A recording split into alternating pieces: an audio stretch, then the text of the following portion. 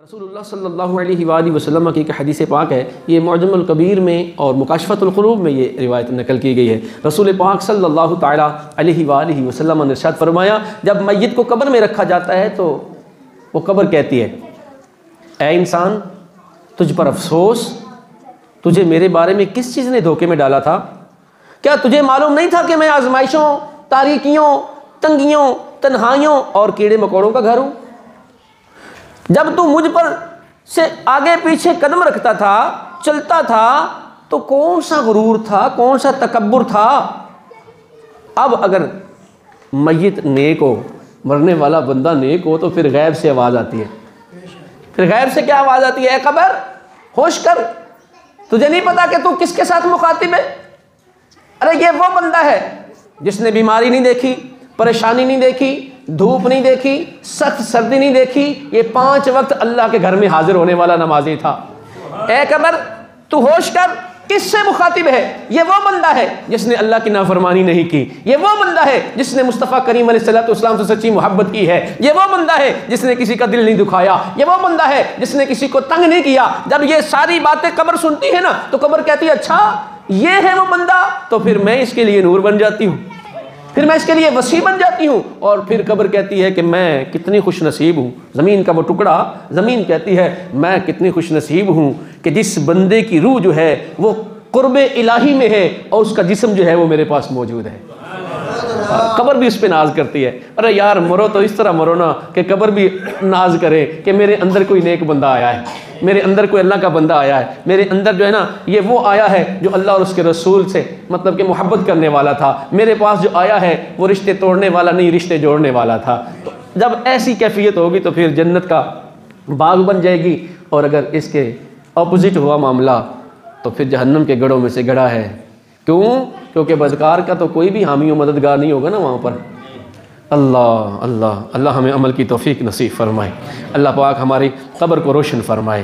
हज़रत मोहम्मद बिन सबीह रहमतुल्लाहि तआला फरमाते हैं कि जब आदमी को कब्र में रखा जाता है ना और उसे अजाब दिया जाता है, बदकार को, नेक का मामला तो आपने देखा ना, वो कब्र कहती है मैं कितनी खुश नसीब हूँ, जिसकी रूह कुर्बे इलाही में है, उसका जिस्म मेरे पास है, हाँ जी, उसकी वजह से मैं भी मुबारक बन चुकी हूँ। और जो बदकार होता है उसके बारे में कहते हैं कि जब उसको कब्र में अजाब दिया जाता है तो उसके करीबी मुर्दे जो इर्द गिर्द पहले दफन होते हैं वो कहते हैं, ए अपने भाइयों और हमसायों के बाद दुनिया में रहने वाले, क्या तूने हमारे जाने से कोई नसीहत हासिल नहीं की?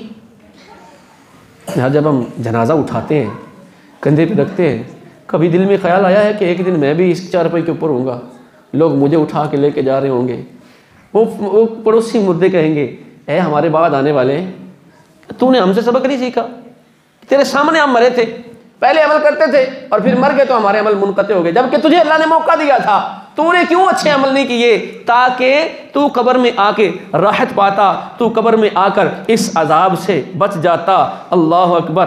कहा हम तो मर गए थे, तू जिंदा रहा था, तू फिर भी बेअमल था, तूने अपने मोहलत को गनीमत न जाना और नेक आमाल न किए। उसे ज़मीन का वो टुकड़ा कहता है, वही कब्र कहती है, ए दुनिया के ज़ाहिर पर इतराने वाले, सूट बूट पाया जनाब, चौधरी साहब कहलाया, हाँ जी, नहीं हलाल देखा, नहीं हराम देखा, नहीं किसी गरीब को देखा, नहीं किसी हाजतमंद को देखा, जिसका भी आया माल हड़प कर गया, किसी का प्लाट हड़प कर गया, किसी के जनाब हुकूक जो है वो तबाह बर्बाद कर दिए। वो फिर कब्र कहेगी, ए दुनिया की नेमतों पर इतराने वाले, तूने अपने उन रिश्तेदारों से इबरत क्यों हासिल नहीं की जो दुनियावी नेमतों पर इतराया करते थे, मगर वो तेरे सामने मेरे पेट में गुम हो गए।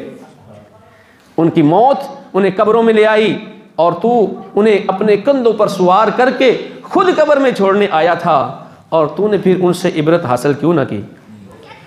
ए अल्लाह हमें नेक बना, ए अल्लाह हमें नेकियां करने वाला बना, ए अल्लाह हमारी कब्र को रोशन फरमा।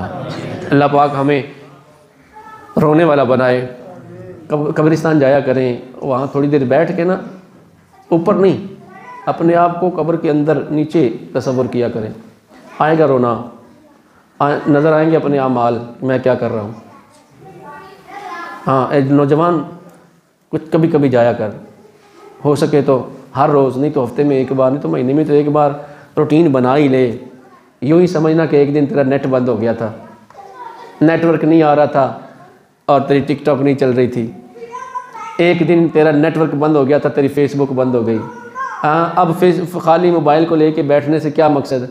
ऐसा ही करना कि चलो आज नेट बंद है, आज मैं कब्रिस्तान चला जाता हूँ, अपनी कब्र को याद कराता हूँ, और फिर वहाँ को बैठ कर सिर्फ इतना सोचना कि इस कब्र के अंदर मैं मौजूद हूँ। फिर अपने ऊपर निगाह डालना, मेरे आमाल कैसे हैं, क्या मेरे आमाल कब्र में अजाब वाले हैं या इनाम वाले हैं?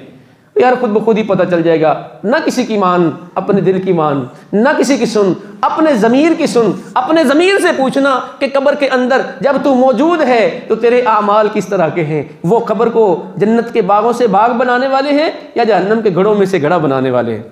अगर समझ आ जाए तो फिर रब की बारगाह में आ जाना। आज तो दरवाजे खुले हैं, आज तुझे कोई नहीं रोकेगा। आ, पानी भी मिलेगा, वज़ू कर, टोपी भी मिल जाएगी, नमाज पढ़ और अल्लाह की बारगाह में सर सजदे में ढाल कर उसकी बारगाह में ऐसा झुक जा, ऐसा झुक जा, ऐसा ज़ेर हो जा, कह के मालिक मैं ज़ेर हूँ, तू ज़बर है हैं, और कल को मैंने पेश होना है। मालिक आज मेरे इस पेश होने को कबूल कर ले, आज मेरे इस ज़ेर होने को कबूल कर ले, कल जब मैं पेश हूँ तो मौला अपनी रहमतों का साया अता फरमा देना। आए हाय, फिर जब ये सोच मिल जाएगी तो फिर वो कब्र जो है वो रोशन हो जाएगी, और फिर वो कब्र कहेगी मैं कितनी खुश नसीब हूँ, ये नौजवान मेरे अंदर आ गया। अभी मैं देख रहा था सोशल मीडिया पे, दो भाई थे बड़े फेमस, बड़े रोड एक्सीडेंट हुआ, मर गए, दोनों मर गए, जवान। क्या भरोसा है ज़िंदगी का यार? आप कहते हैं मैं बुढ़ा होकर मरूंगा, नहीं कोई नहीं बात, कब आ जाए मौत कोई पता नहीं। दरवाजे से बाहर निकलो, कोई गाड़ी टक्कर मार जाएगी, कोई पता नहीं है। चंगा भला बंदा जा रहा होता है, अचानक पास से कोई गुजरता है तो फायर मार के चला जाता है, कोई गुनाह भी नहीं किया, कोई जनाब उसको छेड़ा भी नहीं, लेकिन बस आ गई है तो आ गई है। इसलिए मेरे भाई अपनी ज़िंदगी ऐसे ही गुजार कि वो कब्र कम अज़ कम जो है ना वो नाज करना शुरू कर दे कि मेरे अंदर बंदा चंगा आया। अल्लाह अमल की तौफीक नसीब।